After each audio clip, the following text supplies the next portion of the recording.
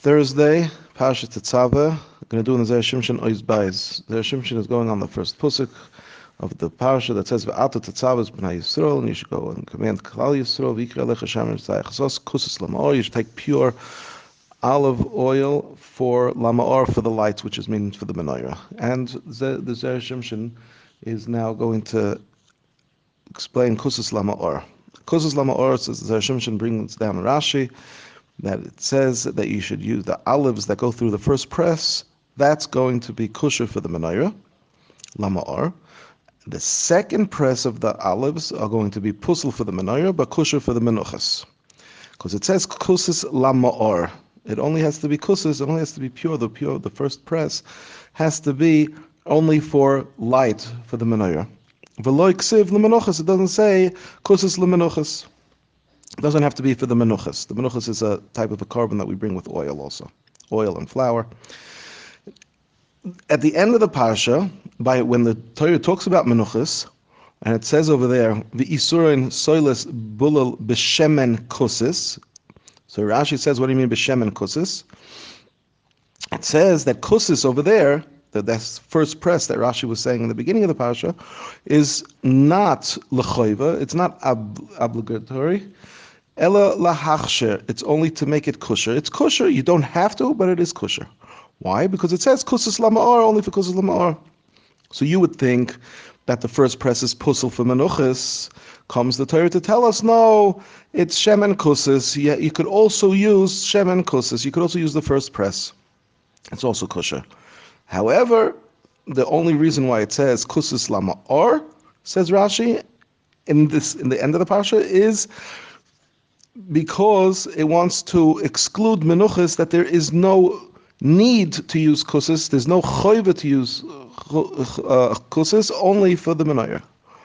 So it brings down now the Zera Shimshon, the questions from the Mefarshim. Don't say kusis by menuchas, and don't say ma'or by menorah. And then you don't have a problem. It says Shem Zayach Zoch Lama'or. Don't say kusis. And I'm Shem Zayach Zoch kusis. I'm sorry, and don't say Lama'or. And also, then you don't have to say kusis by menuchas, Shem and kusis, because then you would know that by menorah you need kusis, and by menuchas you don't need kusis. Another question he asks is that from where does Rashi know to learn out from kusis lama'or that for the menorah that the second one is kosher for menuchas? Maybe by menuchas einochaname you don't need the first press.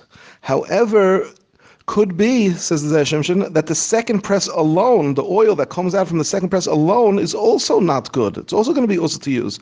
And what the Torah wanted for menuchas is that both of them should be together, the first press and the second press. That means after the first press, you took out the oil, there's still a tiny drop of oil left, so you mix it with the second oil that comes from the second press, and that you could use.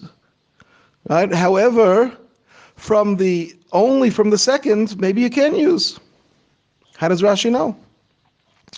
So says the Zera Shimshon, answers as follows. He says, on one hand, he says, it says by the menorah kusus lama'or. So if it wouldn't say kusus to menuchas, what would you think?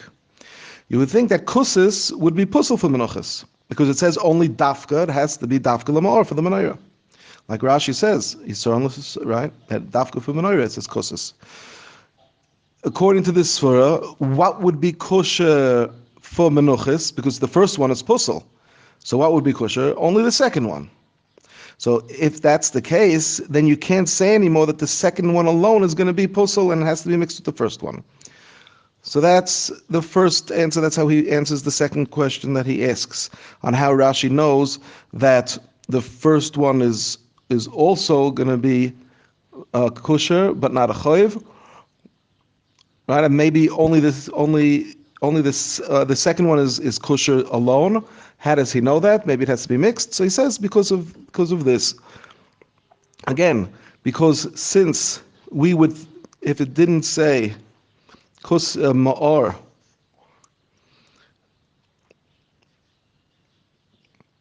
and didn't say kusis by menuchas, so then we would think that the kusis is only going on the menorah and it's puzzle for menuchas. So therefore, that's why we know for sure that the second one is going to be mitter. Now, don't write, the Torah shouldn't write, not kusis by menuchas, or not ma'or by menorah. Says Zera Shimshon, no. If we would do that, right, then we would think that for sure, but for menuchas you need kusis. Why? Because since the menorah needs kusis, it needs the first press, and it's not for eating, and it still needs this shemen zayich zoch, menuchas that are going to be eaten, this korban menuchas that's going to be, the korban mincha that's going to be eaten, for sure is going to need shemen zayich zoch. Therefore, says the Shimshon, that it wouldn't be a possibility not to say kusis by menuchas and not to say ma'or by menorah. I'll get in talk.